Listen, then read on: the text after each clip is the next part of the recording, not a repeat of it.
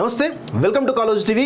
తెలంగాణ రాష్ట్రంలో రీసెంట్గా ఎన్నికలు జరిగినాయి. దానిలో భాగంగా కాంగ్రెస్ ప్రభుత్వాన్ని ఫామ్ చేయడం జరిగింది వాస్తవంగా. సో సీఎం రేవంత్ రెడ్డి గారు ఎప్పటి నుంచో కూడా ఈ ప్రభుత్వం ఫామ్ అయినప్పటి నుంచి కూడా చెప్తా ఉన్నాడు, తెలంగాణ రాష్ట్రంలో ప్రజాపాలన కొనసాగుతుంది, ప్రజల ఆకాంక్షకు అనుగుణంగా మా ప్రభుత్వం పనిచేస్తుందని చెప్తా ఉన్నారు. సో దీనికి సంబంధించి గత 10 సంవత్సరాలుగా తెలంగాణ వచ్చిన తర్వాత ఈ తెలంగాణ రాష్ట్రంలో అవుట్సోర్సింగ్ ఉద్యోగులు కానీ లేదంటే కాంట్రాక్ట్ వ్యవస్థ ఏవైతే ఉందో ఇవన్నీ కూడా ఉండవు, అందరినీ కూడా పర్మనెంట్ చేస్తామని చెప్పేసి ఆనాడు ముఖ్యమంత్రి హోదాలో సీఎం కేసీఆర్ గారు హామీ ఇవ్వడం జరిగింది. సో దానిలో కాంట్రాక్ట్ ఎంప్లాయీస్ కానీ లేకపోతే అవుట్సోర్సింగ్ ఉద్యోగులు ఎవరైతే ఉన్నారో వీళ్ళందరూ కూడా సంబరాలు చేసుకొని ఈరోజు తెలంగాణ వచ్చిన తర్వాత మా బతుకులు మారుతున్నాయని చెప్పేసి అనుకున్నారు. కానీ 10 సంవత్సరాల కాలంలో వాళ్లకు జరిగినటువంటి తీవ్రమైన అన్యాయం ఏ వర్గానికి కూడా జరగలేదని చెప్పేసి తెలుస్తూ ఉంది. ప్రస్తుతం వారికి సంబంధించిన ఉద్యోగుల సంఘానికి సంబంధించినటువంటి నాయకులు ఎవరైతే ఉన్నారో పులి లక్ష్మయ్య గారు కానీ సంతోష్ గారు కానీ ప్రస్తుతం మన కాలేజ్ స్టూడియోలో ఉండడం జరిగింది. వాళ్ళు ఎప్పటి నుంచో కూడా ఈ అవుట్సోర్సింగ్ ఉద్యోగులకు సంబంధించినటువంటి ఏవైతే వాళ్ళ హక్కులు ఏవైతే ఉన్నాయో వాళ్ళకి రావాల్సిన న్యాయమైన డిమాండ్స్ ఏవైతే ఉన్నాయో అవన్నీ నెరవేర్చాలని చెప్పేసి చాలా పెద్ద ఎత్తున పోరాటాలు కొనసాగిస్తున్నారు. రీసెంట్గా పెద్ద ఎత్తున రవీంద్ర భారతితో సభ పెట్టి కూడా కాంగ్రెస్ పార్టీ సంబంధించిన పెద్దలను పిలిచి వాళ్ళతో మాట్లాడించి హామీ కూడా తీసుకోవడం జరిగింది. మరి వారికి సంబంధించిన ప్రోగ్రెస్ ఎక్కడి వరకు వచ్చింది, అసలు అవుట్సోర్సింగ్ ఎంప్లాయీస్ జరుగుతున్నటువంటి అన్యాయం ఏంటి అనే కోణంలో వారితో మాట్లాడే ప్రయత్నం చేద్దాం. అన్న నమస్తే. నమస్కారం. అయితే ప్రస్తుతం మీరు చాలా పెద్ద ఎత్తున పోరాటాలు చేస్తూ ఉన్నారు. అయితే దీనికంటే ముందు వాళ్ళతో మాట్లాడకంటే ముందు వాళ్ళ జీతాలు ఒక్కసారి మనం చూసినట్లయితే చాలా దుర్భరమైనటువంటి, అంటే ఈ చాలా జీతాలతోటి ఏ విధంగా గడుపుతారు అనేది మనకు ఒక్కసారి చూసినట్లయితే చూడండి, 3 రకాల కేటగిరీలు ఉన్నాయి వీళ్ళకి. ఈ అవుట్సోర్సింగ్ ఎంప్లాయీస్ సంబంధించి 3 రకాల కేటగిరీలు ఉన్నాయి. 15,600, 19,500, 22,500 ఇవి ఉద్యోగకు సంబంధించిన బేసిక్ పే. అయితే వాళ్ళకి వచ్చేటువంటి మొత్తం చూడండి, 15,600 ఉంటే వాళ్ళకి వచ్చేది 13,611. అదేవిధంగా 19,500 ఉంటే 17,000. 22,500 బేసిక్ ఉంటే వాళ్ళకి చేతికి వచ్చేది 19,000. అంటే తగ్గుతా వస్తాడు. ఇదే బేసిక్ పే కనుక ఒక ప్రభుత్వ ఉద్యోగి కనుక ఉంటే ఇదే 15,600 ఉంటే ఆయనకు వచ్చేసరికి 40,000, 50,000, 60,000 అట్లా వస్తూ ఉంటుంది. సో అలాంటి పరిస్థితుల్లో జీతం పెరగాలి కానీ తగ్గుకుంటూ వస్తూ ఉంది వీళ్ళకి. అసలు వీటి గురించి అన్నిటి గురించి మనం మాట్లాడాలి. మనం ఈ వీళ్ళ విషయంలో మానవతా దృక్పథంతో మానవీయ కోణంలో వీళ్ళ బతుకులు మారాలని కోణంలో కాలేజ్ కూడా వాళ్ళకి సపోర్ట్ చేస్తాం ఖచ్చితంగా. కాకపోతే వీళ్ళ ప్రాబ్లమ్స్ని నాకంటే ఎక్కువ వీళ్ళు చెప్తేనే బాగుంటుంది కాబట్టి ఒక్కసారి క్లియర్ వాళ్ళని అడిగి తెలుసుకునే ప్రయత్నిద్దాం. అన్న చెప్పండి క్లియర్గా అసలు మీ ప్రాబ్లం ఏముంది, అసలు ఏ విధంగా మీరు దీన్ని ప్రభుత్వానికి ఏ విధంగా తీసుకోబోదలుచుకున్నారు? ముందుగా ఈ రాష్ట్రంలో ఉన్నటువంటి 150,000 మంది అవుట్సోర్సింగ్ ఉద్యోగస్తుల తరపున వారి కుటుంబం పైన ఆధారపడినటువంటి 6 లక్షల అందరి కుటుంబ సభ్యుల తరపున ముఖ్యంగా కాలేజ్ టీవీ యాజమాన్యానికి మరియు చైర్మన్కి దాసరి సీనన్నకి మా అందరి తరపున ప్రత్యేక కూర్చోతాను. ఎందుకు అంటే అన్న, ఈరోజు మా వ్యవస్థ గురించి ఈరోజు ఇంత పెద్ద ఛానల్ పెట్టి ఇంత న్యూస్ చేసి ఆ రోజు మీరు తెలంగాణ ఉద్యమంలో ఎవరికి భయపడకుండా మీరు ఆ రోజు ఉస్మానియా మన యూనివర్సిటీలో వరంగల్ యూనివర్సిటీలో పోరాడారు. అదే తెగవతో ఈ ఛానల్ పెట్టి ఈరోజు మా తెలంగాణ ఉద్యమానికి నాంది పోసారు. ఆ రోజు అదే ఉద్యమ స్ఫూర్తితోని మాకు కూడా ఈరోజు అవుట్సోర్సింగ్ ఉద్యోగస్తులకి మాకు సపోర్ట్ చేసినందుకు ముందుగా మా అందరి మరొకసారి ప్రత్యేకంగా ధన్యవాదాలు చెప్తున్నాను. ఈరోజు మా బతుకులు అసలు ఒక చెప్పుకోలేని పరిస్థితులు అగమ్య గోచరలో బతుకుతున్నాము. ఎందుకంటే 13,000 రూపాయలతోని ఒక కుటుంబం బతకాలంటే ఈరోజు ఏ విధంగా బతకగలుగుతాం? ఈరోజు మనం ఏది చూసినా ఇవాళ ఇంటర్నెట్ కాంచి మొదలు పెడితే పిల్లల చదువు కూడా చదివించలేని పరిస్థితి ఈరోజు మా పిల్లలు. 13,000 రూపాయలకి ఈరోజు ఏ స్కూల్లో ఒక ఎల్కేజీ పిల్లలు కూడా చదవట్లేదు. ఈరోజు 20,000, 30,000 డొనేషన్ లేని చేర్చుకోలేని పరిస్థితి. మరి ఈ 13,000తో మేము ఏ విధంగా బతకగలుగుతాం? ఆ రోజు గత ముఖ్యమంత్రి కేసీఆర్ గారు ఆ రోజు గతంలో తెలంగాణ ఉద్యమంలో నీళ్లు, నిధులు, నియామకాలతోని పోరాటం జరిగింది. ఈ తెలంగాణ ఏర్పడ్డది. ఆ రోజు ఆ ఉద్యమ సమయంలో మీ అందరికీ మన ప్రభుత్వం రాష్ట్రం తెలంగాణ వచ్చిన వెంటనే మీ అందరికీ న్యాయం జరుగుతుందంటే మా రాష్ట్రంలో ఉన్నట్టు మీ అందరం కూడా 78,000 మంది ఉన్నాం. మేము ఆ రోజు ఉద్యమంలో పాల్గొన్నాం మేము కేసీఆర్ గారితో. మరి తెలంగాణ వచ్చింది 2014లో కేసీఆర్ గారు ముఖ్యమంత్రి అయ్యారు.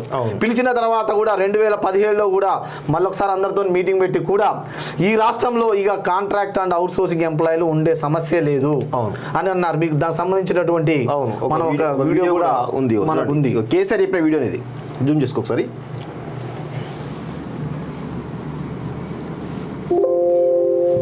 నెల కోసం తీసుకొని పని అయిపోయింది బాబు అంటే పోయి అవుట్ సోర్సింగ్ అది వేరే. కేసీఆర్ అన్న మాట ముఖ్యమంత్రిగా ప్రగతి భవన్లో 2 నెలలు 3 నెలల కోసం తీసుకొని పని అయిపోయింది బాబు అంటే పోయి అవుట్ సోర్సింగ్ అది వేరే. 4,000 మంది తీసుకున్నట్టు సంవత్సరాల తరబడి పనిచేస్తే కూడా అవుట్ సోర్సింగ్ తలకైనది కాంట్రాక్ట్ ఏంది? నేను అదే మాట చెప్పిన గతంలో ఉద్యమంలో ఉన్నప్పుడు. నేను చెప్పిన కాంట్రాక్ట్ ఎంప్లాయీ, కాంట్రాక్ట్ ముఖ్యమంత్రిని పెట్టి రాదా బేత్రిని దొరుకుతాడు అంతే కదా. మంత్రులు ముఖ్యమంత్రులు కూడా మరి కాంట్రాక్ట్ చేసుకుంటే మీ ఇప్పుడు ఉన్న కానీ 40 మంత్రులు దొరుకుతారు పీడ పోదా ఇక ఆ రోజు కేసీఆర్ గారు ఇచ్చినటువంటి హామీ హామీ ఇది. మరి మేము ఆ రోజు నిజంగా సగర్వంగా సందర్భం మేము ప్రతి ఒక్కరు మా కుటుంబాలు నిజంగా వెలుగులు నింపుకున్నాం. ఎందుకంటే ఒక ముఖ్యమంత్రి స్థాయిలోనే ఆ మాట అన్నాడంటే ఇక మనకు బతుకులు మారుతాయని అనుకోవచ్చు. మేము అనుకున్నాం ఒక రాజ్యానికి రాజు ఎట్లనో ముఖ్యమంత్రి మన రాష్ట్రానికి. ఆ రోజు స్వయాన అటువంటి అన్న తర్వాత మా బతుకులు భారతీయం చూసాం. కానీ 2015 నుంచి 23 వరకు కూడా మా బతుకులు ఇంకా బాగుపడటం పోటతో పోల్చుకుంటే ఈ జీతాలు చూసుకుంటే ఇంకా ధైర్యమైన స్థితిలో బతుకున్నాం ఈరోజు. ఒకసారి మీకు గతంలో అట్లా పే స్కేల్స్ ఎట్లుండే, ఏ విధంగా ఉండే? మీరు గతం నాకు తెలిసి మీరు 15-20 ఇయర్స్ అవుతుందో చేపట్టి మీరు? నేను 10 ఇయర్స్ అవుతుంది అన్న చేపట్టి మాత్రం 10. ఓకే, ఒకసారి చెప్పండి క్లియర్గా దానికి బేసిక్. మనకు మొట్టమొదటిగా అసలు 2005-6లో జియో నెంబర్ 2501 ద్వారా అప్పుడు అవుట్ సోర్సింగ్ విధానం మనకు అప్పుడు అమల్లోకి వచ్చింది. ఇది అప్పుడు డిఫరెంట్ గా ఎంప్లాయీస్ ఉన్నారు, డిఫరెంట్ కేటగిరీలు ఉన్నాయి. అప్పుడు ఉన్నటువంటి కాంగ్రెస్ ప్రభుత్వం ఈ విధంగా ఎవరికి స్కిల్ని బట్టి ఈ యొక్క మనకు కేటగిరీలు చేసింది. అంటే మొత్తం 2006 నుంచే స్టార్ట్ అయింది అంతే. వ్యవస్థే లేదు. అప్పుడు ముందు డైరెక్ట్ గవర్నమెంట్ నుంచి వచ్చాయి, కొంతమందికి కాంట్రాక్ట్ అనేసి డైరెక్ట్ గా ఇచ్చింది. ఆ తర్వాత వ్యవస్థ ఇది ఇట్లా అంత చిత్రబోధనంగా ఉంది వ్యవస్థ అని చెప్పి ఒక వ్యవస్థను తీసుకొచ్చారు. చంద్రబాబు నాయుడు పీరియడ్ లో కూడా నడుస్తుంది, కానీ దాని పర్టికులర్ గా ఎటువంటిది లేవు. కానీ ఈ చట్టబద్ధతగా కాంగ్రెస్ గవర్నమెంట్ లో ఒక వీళ్ళకు జియో ఇవ్వాలి, వీళ్ళకు కొన్ని సర్టెన్ రూల్స్ ఇవ్వాలి, ఇది వ్యవస్థ చిత్రమోదరం ఉందని చెప్పి మనకు అప్పుడు జియో తీసుకొచ్చారు గవర్నమెంట్. ఆ తర్వాత అప్పుడు ఎవ్రీ ఇయర్ 5 సంవత్సరాల లాగానే మనకు రెండోసారి జియో 2011లో జియో నెంబర్ 3తో వీళ్ళ జీతాలు అప్పటికి పరిస్థితి బాగాలేదని చెప్పి అప్పుడు ఉన్నటువంటి గవర్నమెంట్ ఒకేసారి మనకు 50% ఎబో పైనే పెంచింది ఆ రోజు ఉన్నటువంటి అనుగుణంగా కాంగ్రెస్ ప్రభుత్వం. ఇప్పుడు అప్పుడు ఖచ్చితంగా 50% పెంచాలని కూడా ఆ జియోలు వీళ్ళకి ఖచ్చితంగా మెన్షన్ చేసింది. లేదా ఆ రోజు గవర్నమెంట్ ఉద్యోగికి టైం స్కేల్ ఏదైతే ఉంటుందో ఆ స్కేల్ ఏ బేసిక్ అవుతుందో అదన్నా వీళ్ళకి ఇవ్వాలని చెప్పి ఆ రోజు మనకు మెన్షన్ చేసి ఆ రోజు జియో ఇష్యూ చేసింది. మేము అప్పుడు ఉన్నటువంటి జీతాలకు కావచ్చు, అప్పుడు ఉన్నటువంటి వాళ్ళకు ఇది ఉంది మనకు. కానీ అప్పుడు మనకు జరుగుతున్న అన్యాయం జరిగింది, అప్పటికి జరుగుతుంది. కాబట్టి ఆ తర్వాతనే ఉద్యమం మనకు మొదలైంది. మొదలైన తర్వాతనే 2014లో మనకు టీఆర్ఎస్ ప్రభుత్వం వచ్చింది. ఇక టీఆర్ఎస్ ప్రభుత్వం వచ్చిన తర్వాత 2014 మాకు జీతాలు పెరగాలి రూల్ ప్రకారం. అవును. కానీ 2 సంవత్సరాలు 2016లో జియో ఇష్యూ చేస్తే ఇప్పుడు ఒక గవర్నమెంట్ ఉద్యోగికి ఈ 2 సంవత్సరాల కాలంలో నష్టపోయినందుకు వాళ్ళకి ఏరియాస్ కూడా ఇచ్చారు. అవును. మరి తెలంగాణ ఉద్యమంలో పాల్గొన్నందుకు వాళ్ళకి ఇంక్రిమెంట్ కూడా ఇచ్చారు. అవును. ఇచ్చారు. మరి మాకు అటువంటిది ఏమి ఇవ్వలేదు, మాకు ఏమి ఇంక్రిమెంట్ లేదు, ఏరియాస్ లేదు. 2 సంవత్సరాల కాలంలో పాత జీతానికి మేము పనిచేసినాం ఆ రోజు గవర్నమెంట్ లో. సరే మన ప్రభుత్వం వచ్చింది, ఈ రోజు కాకపోయినా ఇంకో సంవత్సరానికైనా మాకు ఈ ప్రభుత్వంలో న్యాయం జరిగింది అని చెప్పి మేము అట్లనే పనిచేసినాం ఆ ప్రభుత్వం. అప్పుడు వచ్చిన జీతాల ప్రకారం వీటిని ఏం చేశారంటే అన్ని కేటగిరీలు ఉండడం వల్ల ఒకే 3 కేటగిరీలు చేసి ఒక కేటగిరీకి 12,000, 15,000, 17,500 రూపాయలు ఆ రోజు పెంచడం జరిగింది. 30% పెంచరా? 30 to 40% ఆ రోజున జీతాలను పెంచి మనకు ఇచ్చింది. ఓకే, అక్కడికి ఒక అయిపోయింది. ఇక 2018లో రెండోది మళ్ళీ ఇవ్వాలి మనకు వేతన సవరణ. కానీ అది కూడా ఎప్పుడు చేశారు? 2021లో ఇచ్చారు. అంటే మరలా మేము 3 సంవత్సరాలు నష్టపోయినాం. అక్కడ 2, ఇక్కడ 3, 5 సంవత్సరాలు మేము స్పష్టంగా నష్టపోయినాం.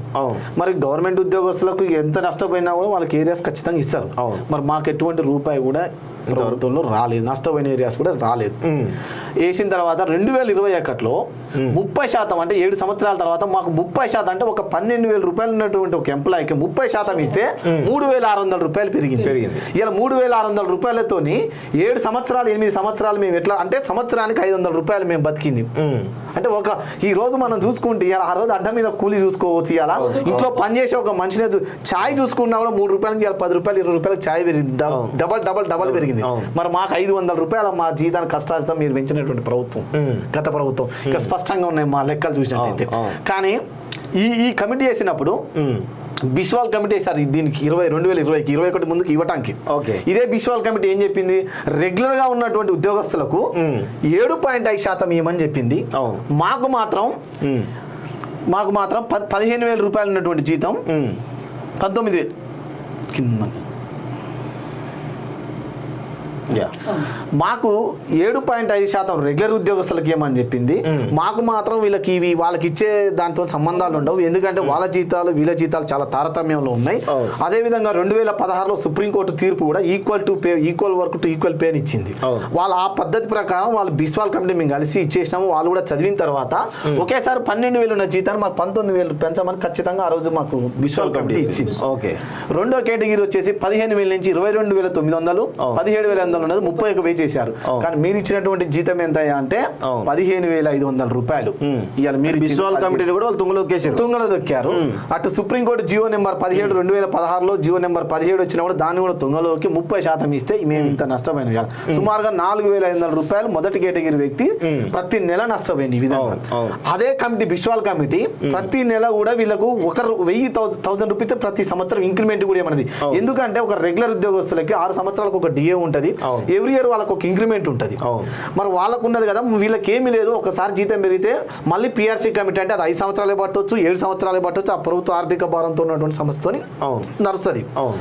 మరి మాకేమి రాదు కాబట్టి వీళ్ళకి 7 సంవత్సరాలు అదే జీతంతో పనిచేయాలంటే కష్టము. జీతాలు ప్రతి సంవత్సరం కూడా మన లివింగ్ కాస్ట్ పెరుగుతుంది కాబట్టి ఆలోచన చేసి బిస్వాల్ కమిటీ ప్రతి సంవత్సరం 1,000 రూపాయలు మాకు పెంచమని చెప్పి ఆ జియోలో కూడా ఉన్నది. మాకు బిస్వాల్ కమిటీ ఇచ్చింది, అది కూడా మాకేం లేదు. అంటే మేము ఇలా 15,600 రూపాయలకి మేము పనిచేస్తా ఉన్నాం. ఇంకా 2018 జీతాల ప్రకారం ఈరోజు పనిచేస్తున్నాం. అంటే 23 వచ్చేసింది మాకు. 7 సంవత్సరాల జీతాలకి మేము ఇంకా పనిచేస్తా ఉన్నాం. మరి ఎక్కడ జరుగుతుంది మాకు ఇంత అన్యాయం? ఎవరికి లేదు. ఈ వ్యవస్థ గురించి కూడా ఈరోజు ఎంతమంది ఎందుకు మాట్లాడలేకపోయారు అంటే, ఈరోజు మనం ఒక భూమి ఆక్రమిస్తానో, ఇంకేదో దొంగతనం చేస్తానో, ఇంకేదో జరిగిస్తే 1 కోటి రూపాయలు 2 కోట్లు పడగానే దాని గురించి మనకు అన్ని ఛానల్స్ కూడా రాస్తూ ఉన్నాయి. కానీ మా వ్యవస్థ గురించి ఎవరికి తెలియదు. ఎందుకు తెలియదు అంటే, నేను ఇప్పుడు ఒక ఎగ్జాంపుల్ కూడా మీకన్నా నేను ఎక్స్ప్లెయిన్ చేస్తా. మా శాలరీస్ ఇక్కడ మనం చూసుకున్నట్టయితే 15,600 రూపాయలు ఉన్నటువంటి జీతంకి మాకు గవర్నమెంట్ అక్షరాల రిలీజ్ చేసేది 22,130 రూపాయలు మాకు ఈరోజు రిలీజ్ చేస్తుంది మా ప్రభుత్వం మా మీద. ఓకే, ఇది ఏజెన్సీకి ఈ బేసిక్ మీద గవర్నమెంట్ నుంచి ఏజెన్సీకి 22,130 రూపాయలు అక్షరాల అతని అకౌంట్లో పడిపోతుంది. ఓకే, మరి అతను మాకు ఇచ్చేది ఎంత చేతికి అక్షరాలు అంటే 13,600 రూపాయలు ఇస్తుంది. మరి ఈ డబ్బులన్నీ ఎట్లా పోతున్నాయి అంటే ఆల్మోస్ట్ 9,000 రూపాయలు, సుమారు 9,000 రూపాయలు. మరి ఏం జరుగుతుంది అనేది కూడా నిజానికి చెప్పాలంటే ఎవరికి తెలియదు. ఈ వ్యవస్థ గురించి ఒక వ్యవస్థ ఉన్నది. అందరూ ఏమనుకుంటే అవుట్ సోర్సింగ్ అంటే ఏంది, గవర్నమెంట్ నుంచి వాళ్ళకి వస్తే వీళ్ళకి వేస్తారులే అని చెప్పేది మాత్రమే తెలిసింది. ఎక్కడ జరుగుతుంది ఈ లోపం? అంటే ఈ లోపం ఎక్కడ జరుగుతుంది అంటే, ఈ రెగ్యులర్ గా ఒక ఎంప్లాయీకి ఈపీఎఫ్ అనేది 13% గవర్నమెంట్ ఇవ్వాలి.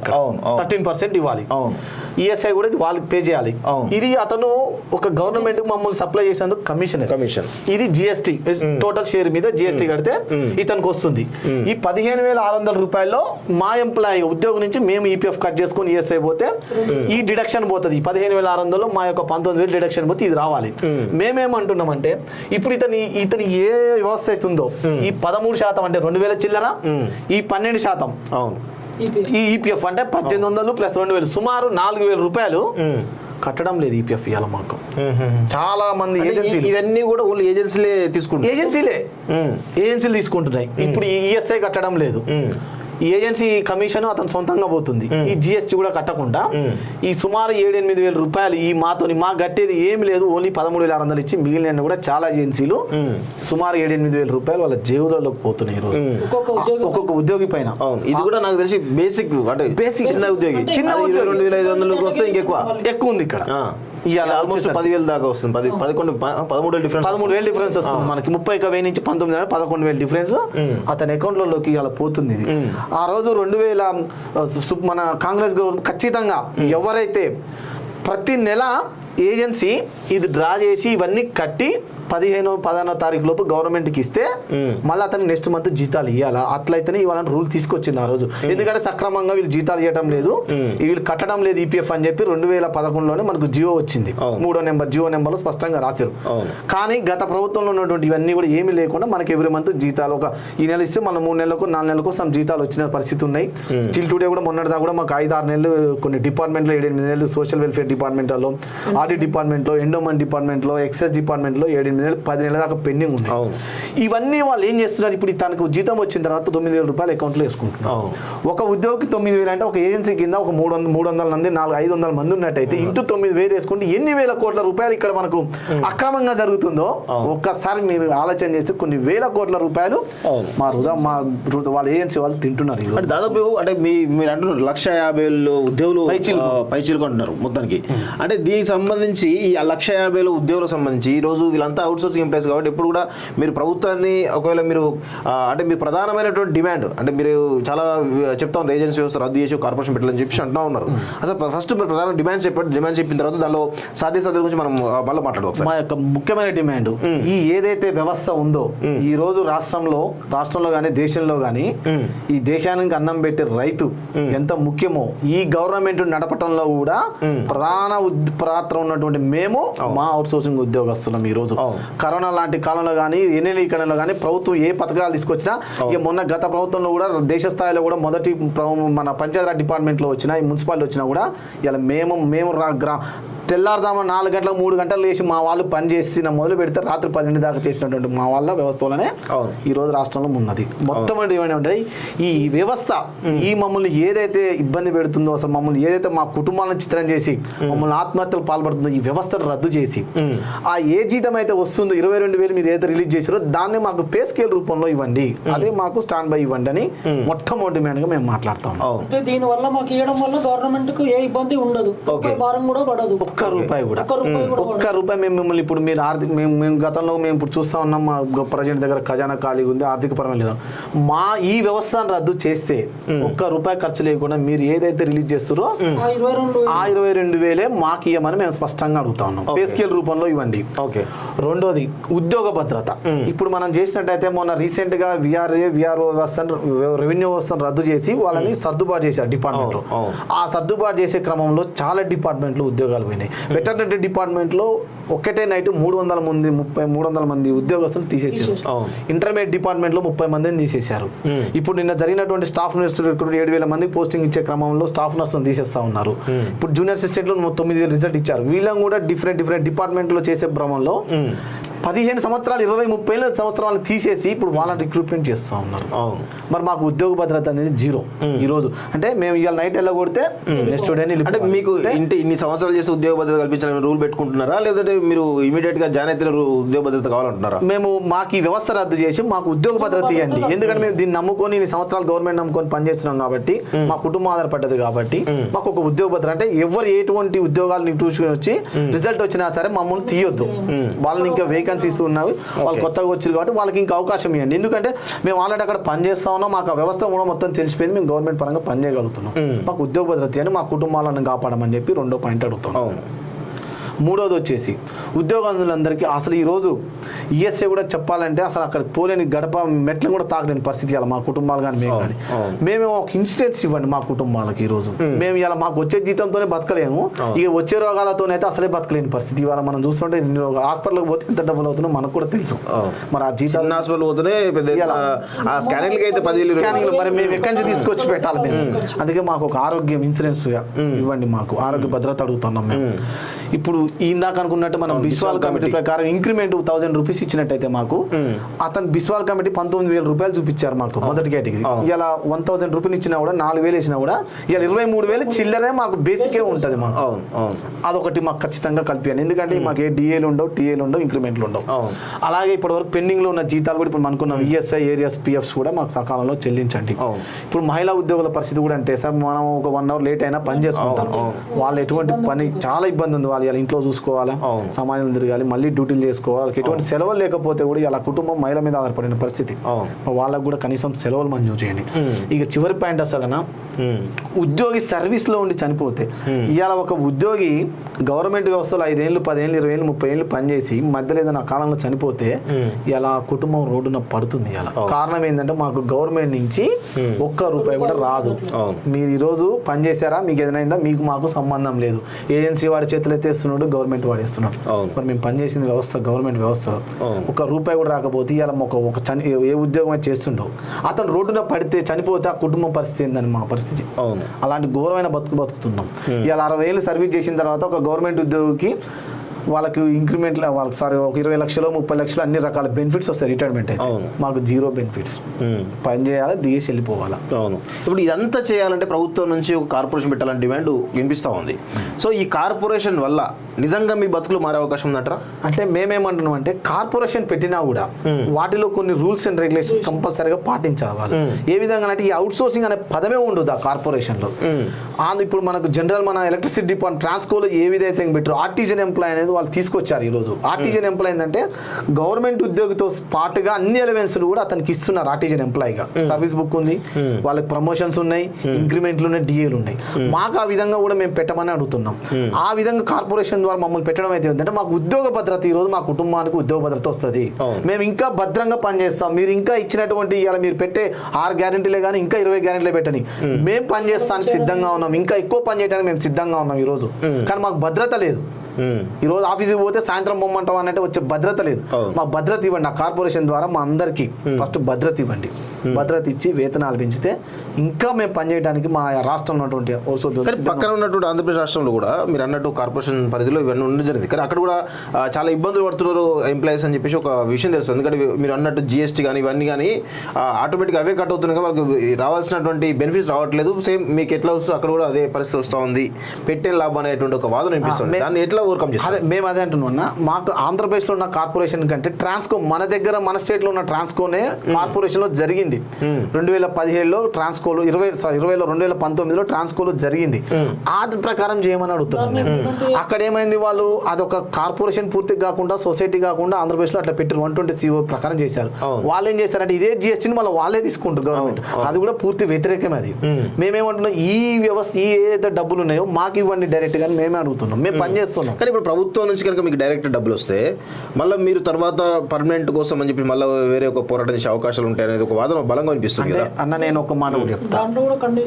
గతంలో కూడా ఇప్పుడు కాంట్రాక్ట్ వ్యవస్థ మన రాష్ట్రంలో పనిచేయడం 20-34 వేల పైన ఉన్నారన్న. మరి ఇప్పటికి కూడా వాళ్ళకి ఏం మరి వాళ్ళు గవర్నమెంట్ నుంచే నేరుగా జీతాలు తీసుకోరు. వాళ్ళు ఇప్పటి కూడా రోడ్డు ఎక్కి మరి పోరాడుతున్నారు. మరి వాళ్ళకే ఇంకా కాలేదు. ఇక మేము మా తరం అవుతుందో కూడా తెలియదు. కానీ మేము ఇప్పుడు బతుకున్నాం. మాకు ఇప్పుడు చేయండి. ఇలా ఎంతో మంది రోజు చూస్తా ఉన్నాం. కాంట్రాక్ట్లు ఉన్న అందరికి ఇంకా రెగ్యులర్ గా టిల్లు వాళ్ళు డైరెక్ట్ గవర్నమెంట్ 50,000, 60,000, 70,000 జీతాలు ఉన్నాయి. రీసెంట్ గా ఈ గత ప్రభుత్వం దిగే ముందు కూడా మెప్మాలో సెర్ప్లో వాళ్ళకి టైం స్కేల్ ఇచ్చారు. వాళ్ళు ఎన్నో ఏళ్ళ నుంచి పని చేస్తారు. 20-30 ఏళ్ళ పైన చేస్తారు. వాళ్ళకే ఇప్పుడు అయింది. ఇక మాకు కూడా ఎమ్మటైద్దని మేము ఆశపడట్లేదు. మేము ఆశపడేది ఒకటే, మాకు ఉద్యోగ భద్రత ఇచ్చి ఈ టైం స్కేల్ ఏజెన్సీలు రద్దు చేసి ఏదైతే మాకు జీతం నేరుగా వస్తుందో దానికి టైం స్కేల్ ఇవ్వండి. మేము అప్పటికే మేము కృతజ్ఞతగా ఉంటాం ఈ రాష్ట్ర ప్రభుత్వానికి. మేము అదొకటే పోరాడుతున్నాం. ఓకే, అంటే చివరిగా మీరు ప్రభుత్వాన్ని మీరు ఏం డిమాండ్ చేయదలుచుకున్నారు? అంటే చివరిగా ప్రభుత్వాన్ని మీరు ఏం కోరదలుచుకున్నారు?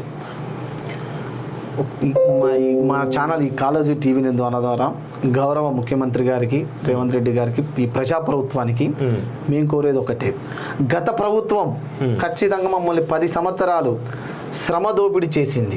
మమ్మల్ని గవర్నమెంటే దగ్గర ఉండి శ్రమ దోపిడీ చేశారు. మమ్మల్ని ఆర్థికంగా మేము ఇలా చిద్రమైపోయినాం. మా కుటుంబాలు చాలని బతకలేకపోతున్నాం. ఇదే వ్యవస్థను మేము వాళ్ళని అడిగిన తర్వాత కూడా వాళ్ళు మమ్మల్ని పట్టించుకోలేదు ప్రభుత్వం. అదే క్రమంలో ఎలక్షన్ మూమెంట్లో కూడా మేము ప్రజాప్రభుత్వం ఎవరైతే పోటీ చేశారో కాంగ్రెస్ ప్రభుత్వంలో మేము చాలా మంది పెద్దలకి, ఇప్పుడు ఉన్నటువంటి కోమటిరెడ్డి గారి మంత్రి గారికి, బట్టి విక్రమార్కకి, శ్రీధర్ బాబుకి మేము అందరికీ కూడా మా రిప్రజెంటేషన్ ఇచ్చాం. మేము వాళ్ళు గతంలో 2018 వాళ్ళ యొక్క మేనిఫెస్టోలో కూడా అవుట్ సోర్సింగ్ ఉద్యోగస్తులకి వ్యవస్థ రద్దు చేస్తాం, మేము టైం స్కేల్ ఇస్తామని చెప్పి వాళ్ళు 2018లో కూడా పెట్టడం జరిగింది మా గురించి. ఇప్పుడు మొన్న ఎలక్షన్లో కూడా మాకు స్పష్టమైన హామీ ఇచ్చారు, మీకు ఖచ్చితంగా మీకు న్యాయం చేస్తామని మాకు మాట ఇచ్చారు. అదే ఉద్దేశం మధుయాష్కి లాంటి వాళ్ళు కూడా మేము పోతే కూడా మాకు స్పష్టంగా మాట ఇవ్వడం జరిగింది. ఇవన్నీ మేము ఆలోచన చేసుకొని మా యొక్క జేఏసీ కమిటీ మేము ఆగస్టులో ఏర్పడ్డాం. మేము ఒక ప్రతీకగా ఏర్పడ్డాం. ఈ రాష్ట్రంలో మా బతుకులు మారాలంటే మన వ్యవస్థ గురించి మనకు జరుగుతున్న అన్యాయాలు బయటికి రావాలని చెప్పి ఒక వ్యవస్థగా ఏర్పడి సమావేశాలు పెట్టడం జరిగింది. ఆ క్రమంలో మేము వీళ్ళని కలిస్తే కూడా వీళ్ళు మాకు న్యాయం చేస్తున్న తర్వాత అప్పుడు ఈ ప్రజాప్రభుత్వాన్ని ఖచ్చితంగా మేము తెచ్చుకోవాలి, మాకు న్యాయం జరుగుతుందని మేము ఖచ్చితంగా ఆశపడ్డాం. చేసి మేము రాష్ట్రంలో ఉన్న సభలు పెట్టి సమావేశాలు పెట్టి మేము ప్రభుత్వాన్ని సపోర్ట్ చేసుకొని ఈరోజు ప్రభుత్వ ప్రభుత్వం వచ్చింది. వచ్చిన భాగంగానే మేము ఫిబ్రవరి 6వ తారీఖు రవీంద్ర వేదిక వేదికగానే గవర్నమెంట్ పెద్దలతోనే వాళ్ళని పిలిచి మీరు కూడా ఆ రోజు మీటింగ్ వచ్చారు. ఆ రోజు కూడా వాళ్ళు మాకు స్పష్టమైన హామీ ఇచ్చింది, అతి త్వరలోనే ఈ వ్యవస్థను రద్దు చేస్తామని వాళ్ళ నోటితో కూడా చెప్పడం జరిగింది. మేము దానికోసం ఇంకా ఆశపడుతున్నాం, ఎదురుగా చూస్తున్నాం. మేమందరం కోరుకునేది ఒకటి, ఈ వ్యవస్థని 1000 కోట్ల కుంభకోణాలు జరుగుతున్న ఈ వ్యవస్థలో ఈ వ్యవస్థను రద్దు చేసి ఏదైతే గవర్నమెంట్ నుంచి నేరుగా వస్తుందో ఆ జీతము మాకు ఇవ్వండి. అది ఇచ్చి ఉద్యోగ భద్రత కల్పించండి. మొట్టమొదటిగా మేము అడిగేది అది. మాకు ఇవాళ ఉద్యోగ భద్రత లేదు, రోడ్డున పడిపోతున్నాయి మా కుటుంబాలు. మాకు ఉద్యోగ భద్రత ఇచ్చి ఏజెన్సీ వ్యవస్థను రద్దు చేసి ఆ ఏ జీతం అయితే ఇస్తారో దాన్ని టైం స్కేల్ రూపంలో కానీ ఇవ్వమని అడుగుతున్నాం మేము. దీనివల్ల గవర్నమెంట్ కూడా మేము రూపాయి బార్డెన్ పడనీయము. మీరు ఇప్పుడు మాకేదైతే రిలీజ్ చేస్తారో అదే ఇవ్వమని మేము స్పష్టంగా అడుగుతా ఉన్నాము. ఇది గవర్నమెంట్ చిన్న విషయం. అలాగే రెండోది ఆరోగ్య భద్రత గురించి అడుగుతున్నాం మేము. ఇవాళ సర్వీస్లో ఇప్పుడు మొన్న రీసెంట్గా రేవంత్ రెడ్డి గారు స్విగ్గీ వాళ్ళకు కూడా 5 లక్షల రూపాయలు ఇన్సూరెన్స్ ఇచ్చారు మొన్న వాళ్ళకు. మరి మేము అంతకంటే అయితే దారుణంగా అయితే అనకూడదు. వాళ్ళు మేము ఇంకా ప్రభుత్వంలో ఉన్నాం సార్. ఒకరికి ఇచ్చినందుకు మనం ఆనందపడాలి. వాళ్ళు తెలంగాణ వాళ్ళే మాకు కూడా ఇవ్వమని మేము కూడా అదే విధంగా అడుగుతా ఉన్నాము. సర్వీస్లో ఉన్నాం, మాకు చనిపోతే ఒక 5 లక్షలు 10 రూపాయలు మాకు 10 లక్షల కుటుంబానికి ఇచ్చి మమ్మల్ని కూడా ప్రోత్సహించండి. నెక్స్ట్ ఆరోగ్యమైనటువంటి భద్రత. తర్వాత హెల్త్ కార్డ్ అంటే ఇప్పుడు మనకు గవర్నమెంట్ ఉద్యోగస్తులకు ఏ విధంగా ఇస్తారో మాకు కూడా ఇవ్వండి. ఆ రోజు సుప్రీంకోర్టు కూడా జియో నెంబర్ 17 ప్రకారం ఒకే చోట పనిచేస్తున్నప్పుడు ఇచ్చే జీతాలలో ఎందుకు తారతమ్యాలని కూడా ఆ రోజు సుప్రీంకోర్టు కూడా స్పష్టంగా చెప్పింది. మాకు ఏవైతే ఉన్నాయో అవే అడుగుతున్నాం తప్ప మేము గొంతమ్మ కోరికలు ఒక్కటి కూడా ఎవరిని అడగటం లేదు. కాబట్టి స్పష్టంగా మాకు అదొక జియో అది రద్దు చేసి మాకు స్పష్టంగా మాకు ఏదైతే కూడా పే స్కేల్ రూపంలో ఇస్తే చాలా సంతోషపడుతుంది ఈ ప్రజాప్రభుత్వంలో. మొన్న దరఖాస్తులు కూడా 1 కోటి పై చిలుకు దరఖాస్తులు వస్తే కూడా మా డేటా ఎంట్రీ ఆపరేటర్లే మొత్తం 80-90% డేటా 4 రోజులు 5 రోజులు ఎంట్రీ చేశారు. మీరే మొత్తం 85% ప్రభుత్వంలో ఎక్కడ కూడా డేటా ఎంట్రీ ఆపరేటర్లే మొన్న 70-80% అన్ని జిల్లాలో ఉన్న కలెక్టర్ గారు అందరూ కూడా వీళ్ళని కూర్చోబెట్టి రాత్రి మగలు ఆ డేటాని కంప్యూటర్ చేసినాం మేము ఇలా. ఓకే. కరోనా లాంటి కాలంలో కూడా డ్రైవర్ 104 డ్రైవర్లు 108 డ్రైవర్లు కానీ నర్సులు కానీ హాస్పిటల్ గ్రామ పంచాయతీలో పనిచేసే స్వీపర్లు కూడా ఇవాళ ఇళ్లకు పోకపోయినా కూడా వాళ్ళు రాత్రి పగలు పనిచేసి ఇలా ఇవాళ 104 108 జీతంకి 10 నెలలు జీతాలు లేక ఇవాళ. ఓకే. కొన్ని ఏజెన్సీలు పిఎఫ్లు కట్టట్లేదు. అందుకని సో చూద్దాం, మనకు ఈ రేవంత్ రెడ్డి ప్రభుత్వంతోనైనా మీకు మీ బతుకులు మారాలి, కనీసం ఈ మినిమం మీరు అనుకున్న చిన్న చిన్న కోరికలైనా కానీ నెరవేరాలని చెప్పేసి కాలేజ్ అయితే మనస్ఫూర్తిగా కోరుకుంటుంది. ఆ దిశగా ఖచ్చితంగా మీకైతే కాలేజ్ ఖచ్చితంగా అండగా ఉంటుంది. అందులో నో డౌట్. ఎట్టి పరిస్థితుల్లో నేను అడిగేసేది లేదు. మీరు ఎటువంటి కార్యాచరణ తీసుకున్నా ఖచ్చితంగా కాలేజ్ మీ వెనుక ఉండి ఖచ్చితంగా మీతో కలిసి పనిచేస్తుంది. సో ఇది మొత్తానికైతే అవుట్సోర్సింగ్ ఎంప్లాయీస్, ఈ రాష్ట్రంలో ఉన్నటువంటి అవుట్సోర్సింగ్ ఎంప్లాయీస్ ఎవరైతే ఉన్నారో దాదాపు 150,000 మంది ఉద్యోగులు ఈరోజు చాలా జీతాలతోటి 10,000 నుంచి 20,000 మధ్యలో. అసలు ఎట్లా నాకు ఇప్పటికి కూడా అర్థం కావట్లేదు. మనం చిన్నగా ఎటన్నా ఒక ట్రైన్ ఎక్కినా బస్ ఎక్కినా కానీ ఈరోజు బస్ ఛార్జీలు ఇక్కడ నుంచి వరంగల్ పోవాలంటే 300 నుంచి 500 రూపాయలు అవుతుంది వాస్తవంగా. అదే ఫ్యామిలీతో పోతే 2,000 రూపాయలు వస్తాయి. సో ఈ ఒకసారి వరంగల్ వేస్తే వీళ్ళ 25% జీతం అయిపోతుంది. సో అట్లాంటి చాలా జీతాలతోటి ఈరోజు పప్పుల నుంచి నూనెల నుంచి రైస్ నుంచి అన్నీ కూడా విపరీతమైన రేట్లు పెరిగిపోయినాయి. ఒక ఆయిల్ ప్యాకెట్ కొంటే 130 రూపాయలు అవుతుంది, తక్కువ. అది ఒక ఆయిల్ ప్యాకెట్ ఇంట్లో తెచ్చుకోవాలంటే అది 10 days వస్తుంది. స్కూల్ ఫీజులు, పిల్లల స్కూల్స్ ఇప్పుడు ఎల్కేజీకే 20 డొనేషన్ కట్టాలి. 50 నుంచి 70,000 1,00,000 రూపాయల 50 మినిమం 50,000 ఉన్నది ఇంటికి. ఇంకా మంచి స్కూల్ అయితే 1,00,000 రూపాయలు 2 లక్షలు కూడా ఉన్నాయి ఎల్కేజీ. అవి ఇంటికి రాయి ఇప్పుడు హైదరాబాద్ ఇంటికి రాయింది చిన్న ఒక సింగిల్ రూమ్ తీసుకున్నా కానీ 8,000 రూపాయలు ఉన్నది. సింగిల్ బెడ్రూమ్ అయితే 12,000 15,000 ఉన్నది. వాళ్ళు ఇంటికి కట్టుకోవాలా, తినాలా, పిల్లలు చదివియాలా, జీతంతో ఇన్ని రకాల అవసరాలు ఉన్నాయి. సో ఇప్పటికైనా కానీ అంటే వీళ్ళ పరిస్థితిని మానవీయ కోణంలో ఆలోచించాలి. ఫస్ట్ ఆఫ్ ఆల్ ప్రభుత్వం మానవీయ కోణంలో ఆలోచించి మానవతా దృక్పథంతో వీళ్ళ బతుకుల్లో కొంతమేర వీళ్ళు అడిగేది ఏదో పెద్దగా మా శాలరీలో డబుల్ చేయాలి లేదు మా శాలరీలను పెంచాలని చెప్పేసి అడుగుతున్నారు. ఉన్నదాన్ని కొంచెం మీరు చిన్న మార్పులు చేసుకుంటే ప్రభుత్వం భారం పడకుండా ఖచ్చితంగా వీళ్ళకు చేస్తే కనుక మా బతుకులలో కొంత మేము రిలీఫ్ అవుతామని చెప్పేసి చెప్తా ఉన్నారు. సో ఆ దిశగా మరి గతంలో కేసీఆర్ ఎట్లా చేయలేదు, సరే అయిపోయింది కేసీఆర్ పని. ఆల్రెడీ కేసీఆర్ ఇలాంటి అనేక మంది జీవితాల్లో అవుట్సోర్సింగ్ ఎంప్లాయీస్గా చాలా మంది జీవితాల్లో చీకలు నింపిండు కాబట్టి ఈరోజు వీళ్ళందరూ కలిసి కేసీఆర్కు చీకలు చూపించారు వాస్తవంగా. సో ఇప్పుడు కనీసం రేవంత్ రెడ్డి గారైనా కానీ గతంలో కేసీఆర్ చేసిన తప్పులు చేయకుండా మీరు ఒక మానవతా దృక్పథంతో ఈడ ప్రజాపాలన చెప్తా ఉన్నారు కాబట్టి ఖచ్చితంగా వీళ్ళపైన కొంత మీరు కరుణ దయ చూపించేసి వీళ్ళ బతుకుల్లో వీళ్ళు అడుగుతున్న చిన్న డిమాండ్స్ ఏవైతే ఉన్నాయో చిన్న భద్రతలు ఏవైతే ఉన్నాయో ఇవన్నీ కూడా కల్పించని చెప్పేసి కాలేజ్ టీవీ విజ్ఞప్తి చేస్తూ ఉంది. సో ఇది మొత్తానికైతే అవుట్సోర్స్ ఎంప్లాయీస్ తోటి వాళ్ళ సమస్యలపైన చిన్న డిస్కషన్ చూస్తున్నాండి college TV. Thank you very much. Thank you.